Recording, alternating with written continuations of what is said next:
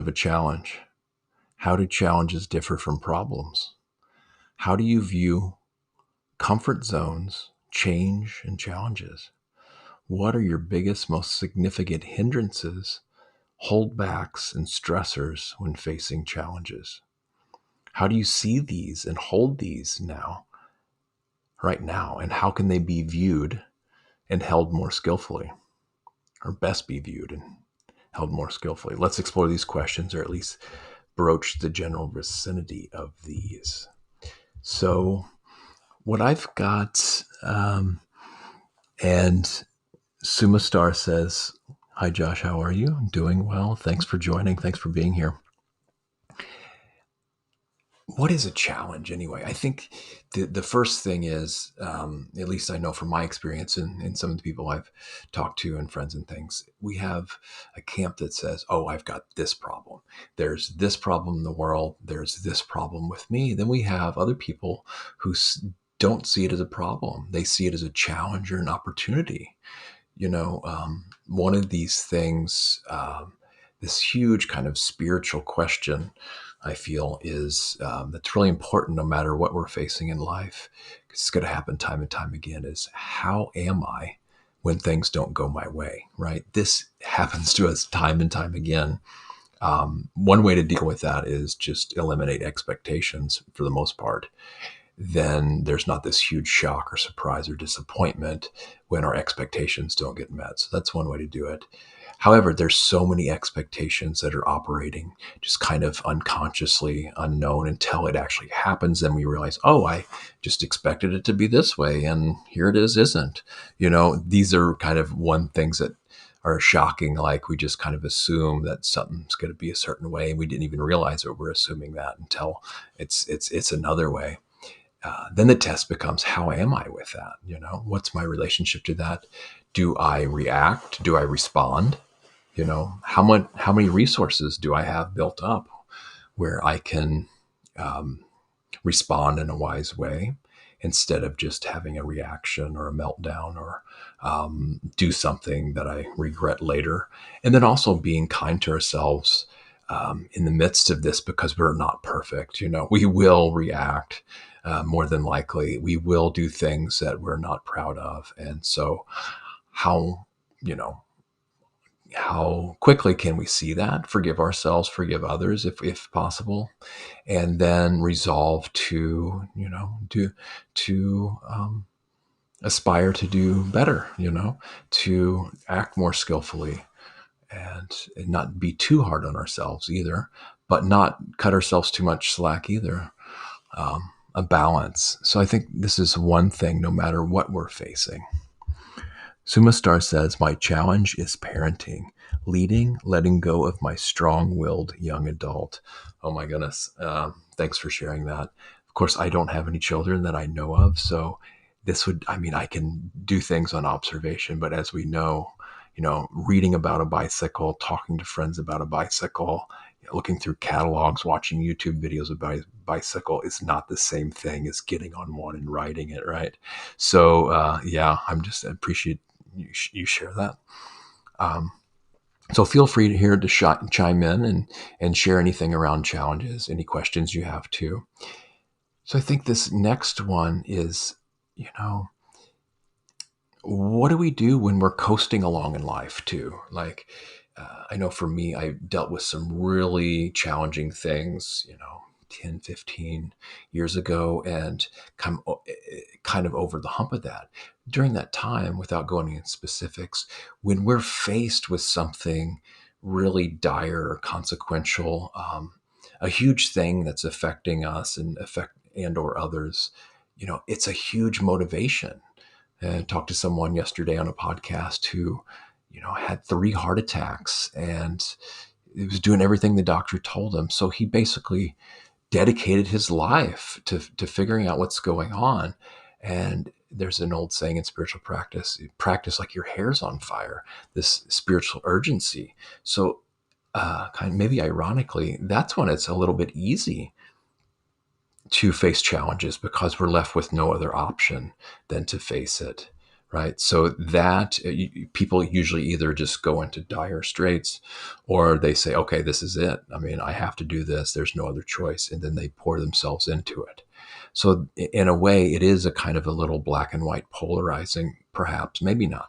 But the thing I want to address for most of us here today is we've got it somewhat, okay, we've got minor challenges and things like this. So how do we find motivation and not fall into complacency with things that we know we need to address. We know we need to make the choices we need to make.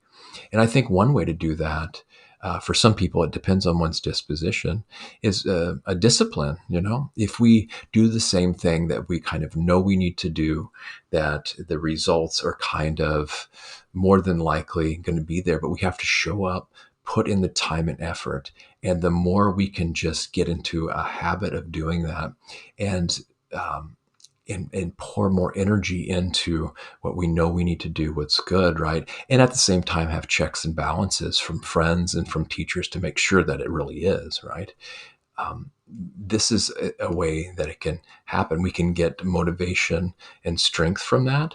So, and we don't have to just turn it into this mindless habit either. We can really look for inspiration, and it also helps when we can mentor others or help others, maybe share what we've learned about things or seek out things with maybe a practice or discipline. So I think that's one way to face challenges. Another dynamic I think is if we think we're really good at something, we're going along, we're never being challenged, then all of a sudden, bam, we hit a challenge. Some people might give up, and some people might like that and take that on. Or we might need to take some time away and then come back to that later on. So that's another interesting dynamic. Wendy says, my boss termed one of my employee, termed, I guess that means terminated. I don't know what area of the world you're in. So that's a cool term. My boss termed one of my employees yesterday without telling me in advance. I hold stuff like that in my body so painfully. Yeah, Wendy, I've done things in the past about, I don't know necessarily if it's deception, right? And we don't know why he did that, right? We can speculate, but until you actually go and address him or address the boss, then it's really hard to know why they might have kept it secret. Maybe he had a really good reason. Maybe, something's involved we don't know about. But yeah, that's regardless of how it feels in the heart, right? This kind of, in a way, it's a kind of betrayal, perhaps. And betrayals usually do not feel good whatsoever. And I'm sure we've all been through betrayals. And, yeah, what do you do going forward? How do you hold that? What do you do? Do you ask for time with your boss to see if, do you go to like an HR, and does it need to be addressed on an emotional level? It just seems, without knowing much more, it seems like could be a really complex situation, but it seems the first place to look is in the heart, and address the heart there, with whatever may be involved in that. I feel for you. And yes, of course, the body, that's where it all resides, right? The body keeps the score. So I'm guessing, Wendy, a lot of different embodiment practices to go about addressing it on a bodily level. And I think it's very helpful and wise to do so, to address these things in the body, for sure. Sumastar says, practice like your hair's on fire. Good one. What's your podcast? And do you have a group where you can drop these questions in later, Josh? Okay, Sumastar, I would love to plug my stuff, but apparently Insight Timer, for pros and cons, they don't allow self-promotion. But what I can say is, if you look at my profile here, if you go to the profile on Insight Timer, you can find that information. So I'm pretty sure I'm allowed to say my own profile here. And as far as group, I don't have a group on here. Maybe that's something I should consider. And then what I can do is I can just paste these questions in here too. And you may be able to catch the replay on this as well. So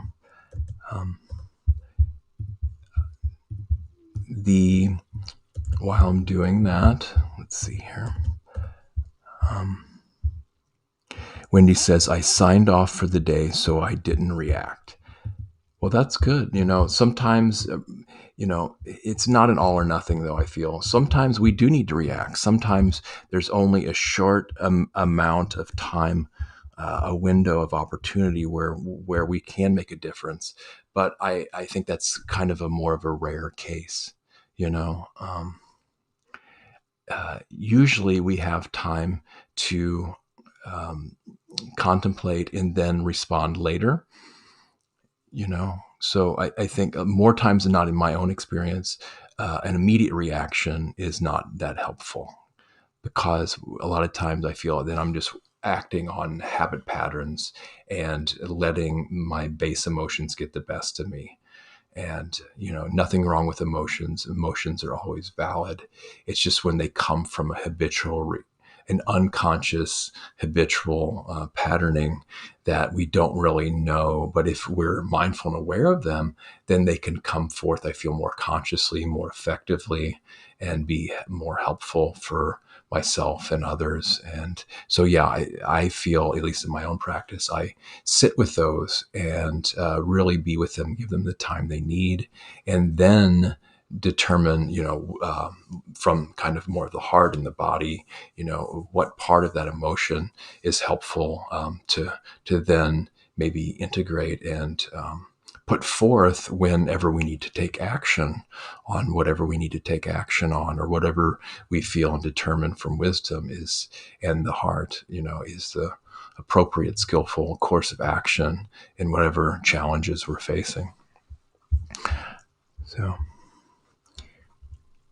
you're welcome, Sumastar. And yes, same, Wendy. Okay.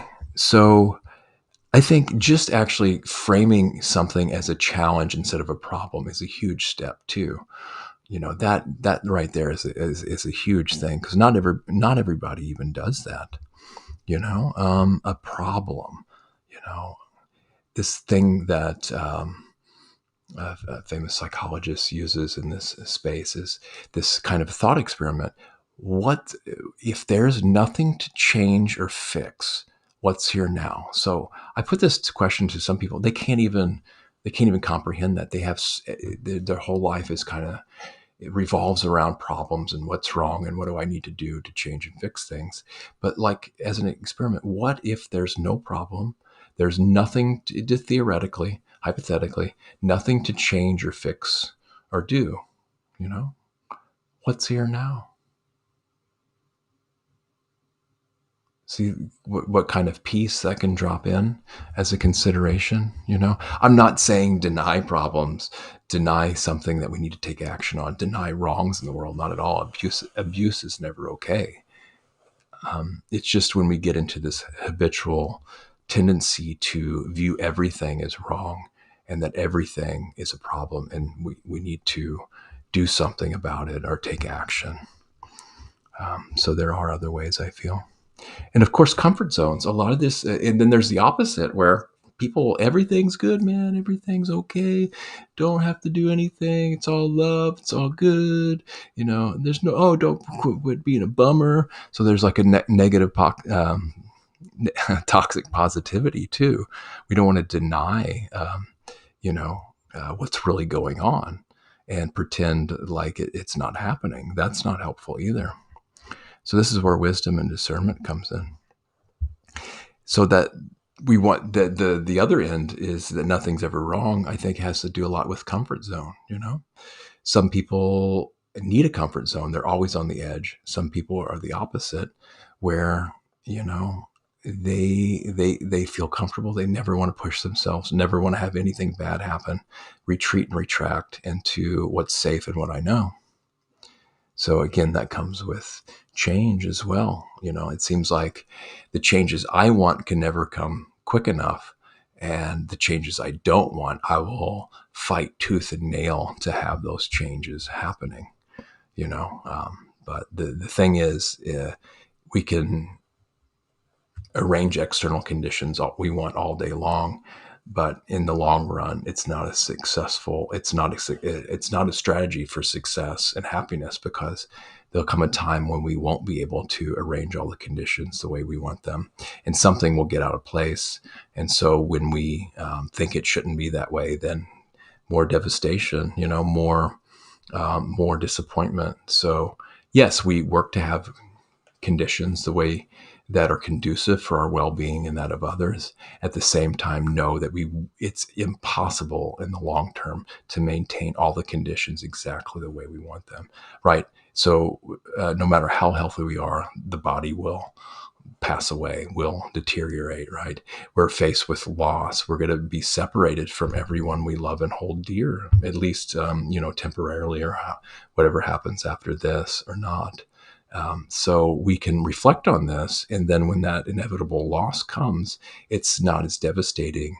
We're prepared for, psychologically, how that will be when the inevitable happens, when there's an estrangement or death, with those we love, when certain things we have in our lives we lose, and then we can do the same with gain too, and not be too attached to gain, and know that we'll get exactly what we need exactly when we need it. In a way, I feel okay. So I've already over time here. Um, I'll just go over a couple more of these questions. What are your biggest, most significant hindrances, holdbacks, and stressors when facing challenges? So yeah, sometimes we get into challenges and we just kind of really get in a flow state, and we just go at it, and we can just go, however we need, and maneuver through the challenges, and then don't get deterred and set back. But other times we're like butting our head against a wall, right?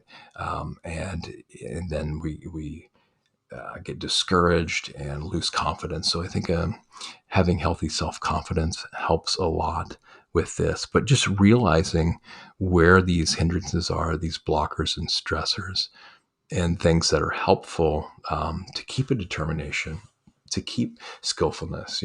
I think this is where it's helpful to seek out teachers and seek out friends. And also, you know, the other thing I've found helps with challenges is if you kind of challenge yourself just a little bit every day, if you really get into, um, really driven towards things that are for your welfare and happiness and benefit and that of others, can be a healthy, in Buddhism, it's called chanda, this wholesome, healthy desire. We replace these desires that are not good for us with things that are beneficial for us and others, especially in the long term. And then that can be fed. That wholesome desire can take the place of these unwholesome desires of chasing things that we don't, that we know aren't good for us, right? Um, Okay, Sumistar, thank you so much for. Yeah, I'm glad you found that. I appreciate you did. That was pretty quick, very resourceful. Thank you. Okay, I'm also supposed to be required to ask for donations here. So if you feel so inclined to help this work and you like it, you're very welcome to do that. I so appreciate it, and you can find out how to do that, on Insight Timer here. So we've got one. Let's see here. How do you see these, and hold these now, and how can they be viewed or held more skillfully? So all these things about challenges, right? And I'll just start to wrap up here.